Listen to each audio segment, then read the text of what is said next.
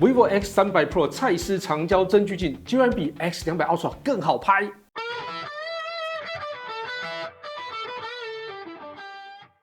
嗨，大家好，我是 Kissplay。在几个月前 ，vivo X200 Ultra 上市，同时也同步推出专业摄影套装。其中最让人瞩目的，当然就是有着2.35倍真距能力的蔡司长焦真距镜。当时真的是一镜难求啊！最后我只能跟已经买到的朋友借用啊。不过近期推出的 X300 Pro 也搭配同样的真距镜。有趣的是，明明就是同一组镜头，但使用体验上居然比 X200 Ultra 更好用。另外，台湾市场也确定会推出真距镜，期待很久的朋友，真的可以考虑入手来玩玩看。接下来会从 X300 Pro 到底做了哪些改进，让它的拍摄体验比起 X200 Ultra 的真距镜还要更好呢？另外也会分享一些街拍的照片给大家。那我们就开始吧。vivo X300 Pro 这次推出的专业摄影套装，也是由 vivo 跟 PGY Tech 联合设计制作，外形跟上一代几乎相同。像是真距镜其实就是同一颗镜头，而卡扣底板也是相同的。另外拍摄手柄上，虽然有细微的差异，但 X200 Ultra 跟 X300 Pro 是可以共用的，唯一需要更换的就是专用的保护壳。所以，如果在 X200 Ultra 时候已经有买入专业摄影套装跟真距镜的朋友，只要换个壳，其实就可以了哦。那 vivo X300 Pro 的专业摄影套装内容包含一个专业手柄、一个手机壳、一条手绳，以及可以装上滤镜的67mm 转接环。手机壳上还多了立架，可以在没有安装手柄时作为多功能手机壳使用啊。那专业手柄上的快门按键跟一般的相机快门键几乎相同，手感也很相似。那可以半按对焦，也可以全按拍照。另外半按时也可以锁定对焦点，所以习惯使用单眼相机的朋友完全不用改变习惯。如果不习惯半按对焦的朋友，设定中也可以修改成半按持续自动对焦，这时候就会跟手机的使用习惯比较接近了。那因为手柄跟手机是以 USB Type-C 连接，所以快门的反应相当的快速。另外手柄也有2300毫安时电量的电池，所以也可以让拍照时有着更好的续航力。快门旁边的拨杆是变焦功能，快门后方的滚轮预设是曝光补偿也可以在设定中调整成虚化程度或是快门，另外也可以设定成 ISO 白平衡、手动对焦等等那滚轮旁边还有独立的录影按键，同样在萤幕关闭下按2下就可以打开录影模式。基本上硬体的使用体验跟 X200 Ultra 的手柄其实差异不大但说真的 ，X300 Pro 接上真距镜之后，体验完全不一样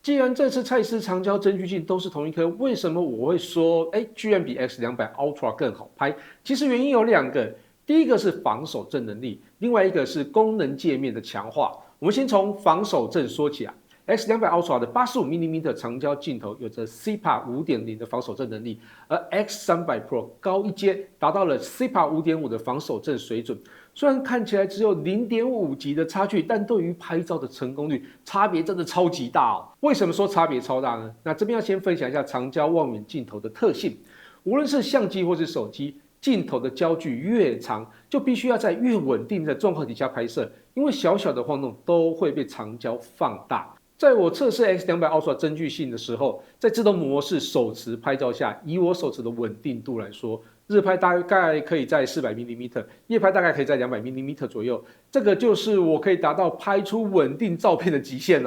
你可能会问我说，为什么你不懂得设定安全快门？我当然懂但当时的长焦真距只有自动模式，完全没有其他功能。不过这部分我们等一下再聊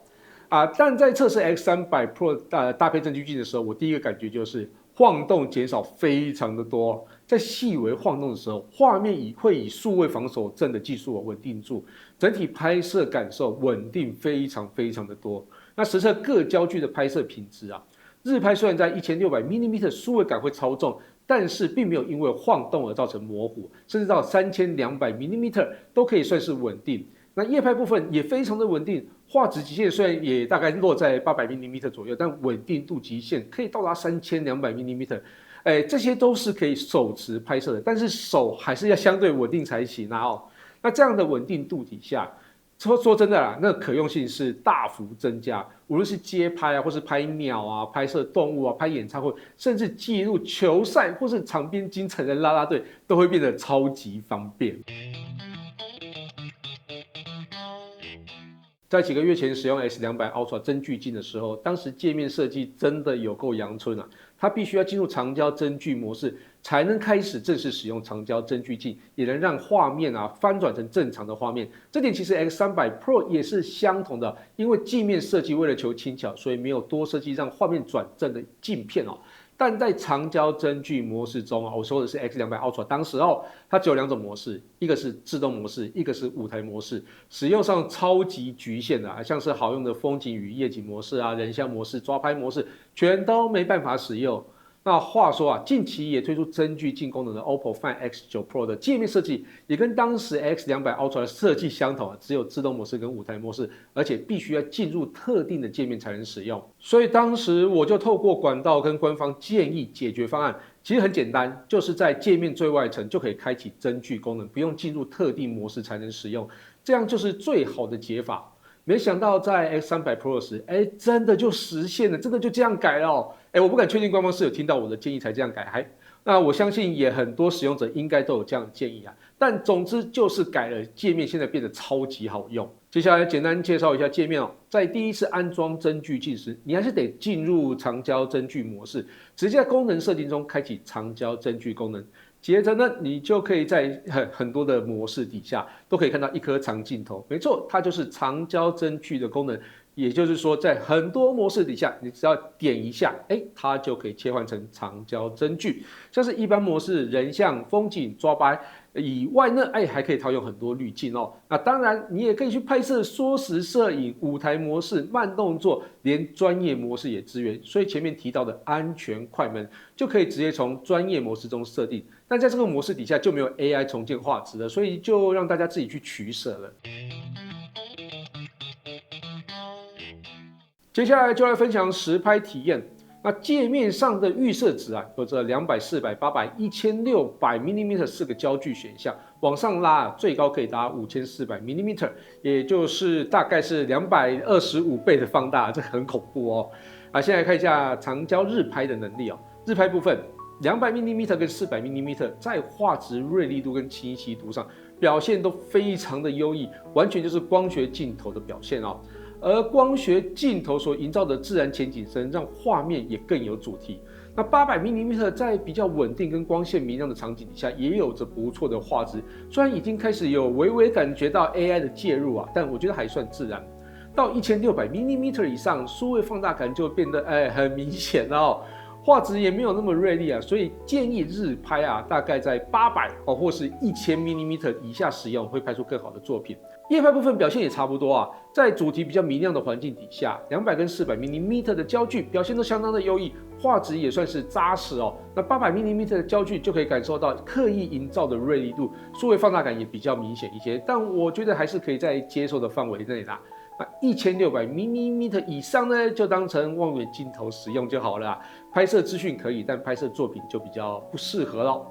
那这是因为可以让更多模式使用真距镜，因此也多了很多拍摄的自由度，像是抓拍，这些功能就超级实用。抓拍部分最大的焦距限制在1150mm 那这个应该就是官方觉得可以接受画质的范围的设定在日拍时，快门速度非常的快，而且会拉高 ISO 来补偿快门造成的亮度不足实际在街头拍摄都可以准确抓住动态的一瞬间，我觉得非常的满意夜拍部分快门就没有办法像日拍那样迅速因为比较暗嘛那 ISO 也都拉到非常的高，但只要物体移动的速度不要太快，或是环境不要太暗，都还有办法捕捉到瞬间的画面。那这次真距镜还加入了人像功能，这真的非常的方便。那这次实拍 model 我就没有自己来了我直接邀请到大网红宇恩来帮忙我想大家看照片的时候应该会舒服很多那真距镜底下的长焦人像，除了可以营造非常好的压缩感以外，还有自然前景深表现得也非常好。但 vivo 最会修饰肤质还有人像的色彩，那这方面大家看照片应该很明显就可以看出来那另外在人像滤镜上也都能完整使用拍照体验相当的好。不过，焦距部分居然只有200mm 一段，稍稍有一点可惜不过我觉得已经相当够用了未来 vivo 会不会再增加呢？那我们就再观察看看吧。那最后就分享一些街拍照给大家。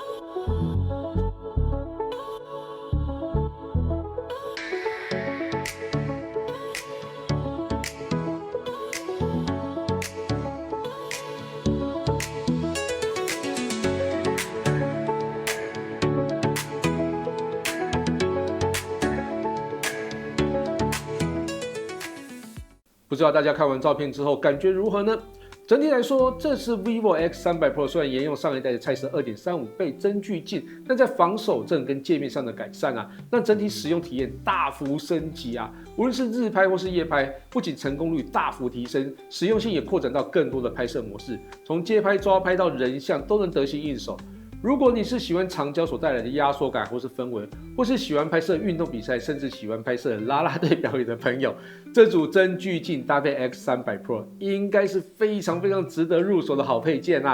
以上就是 X300 Pro 蔡司长焦增距镜的实测，感谢大家收看这期节目，希望大家也会喜欢这期内容。如果有任何建议或问题，也欢迎留言让我知道。我是 Kissplay， 我们下期见拜拜。